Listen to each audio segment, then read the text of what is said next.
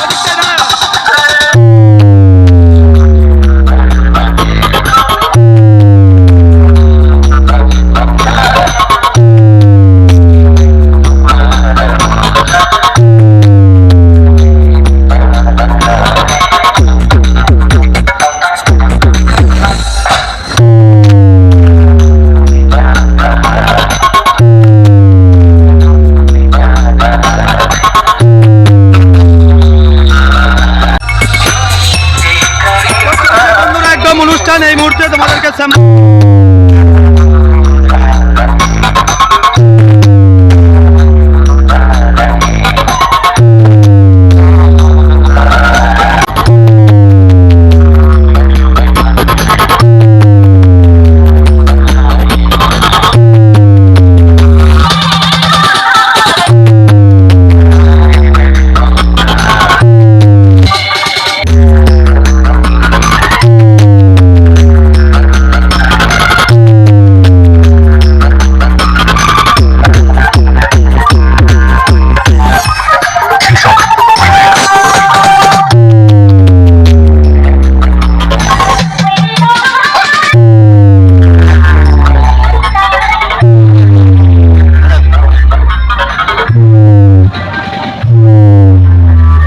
Video collection করার জন্য দুদিন গিয়েছিলাম ওই জায়গায়।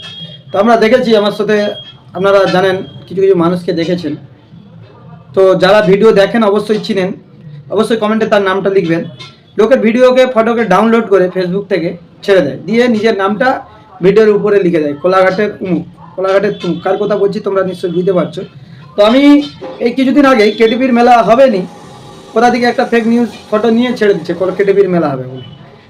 আমাকে মনে হয় প্রায় 20 থেকে 30 জন ফোন করছে, বলছে তোমার বন্ধু। দেখো বন্ধু কেউ নয়, ঠিক আছে। আগে যেত একটু ফেমাস হওয়ার সাথে আমার সাথে যেত, ফেমাস হয়ে গেছে। দেখুন ওরা নিজেদের স্বার্থ, ওরা নিজেদের ধান্দা ছাড়া কিছু বুঝে না, ঠিক আছে।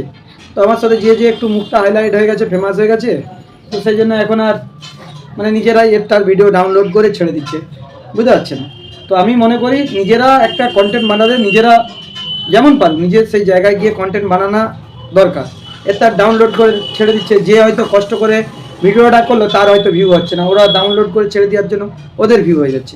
এগুলো উচিত নয় ভাই। নিজের কন্টেন্ট ক্রিয়েটার, এদিকে তুমি বলছো আমি সোশ্যাল মিডিয়ায় আমার এত ফলোয়ার্স আছে তত ফলোয়ার্স আছে, না আপনি নিজে কাজ করে ফেমাস হন না, নিজে টাকা খরচা করে যান, সেখানে গিয়ে ভিডিও করুন, করে বানিয়ে ছাড়ুন।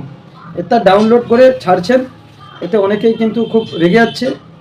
হ্যাঁ, তো আমাকে এরকম বলে মাঝে মাঝে, আমি কার কথা বলছি নিশ্চয়ই বুঝতে পারছেন। আমার সাথে আগে যেত বয়স্ক করে সেই মানুষটা, খুব খারাপ লাগে এগুলো। তো কাউকে বললে ভাবে হয়তো হিংসা করি আমি। এখন আমার কারোর প্রতি হিংসা করে লাভ নেই, যে যেমন কাজকর্ম করবে সে সেরকম ফল পাবে।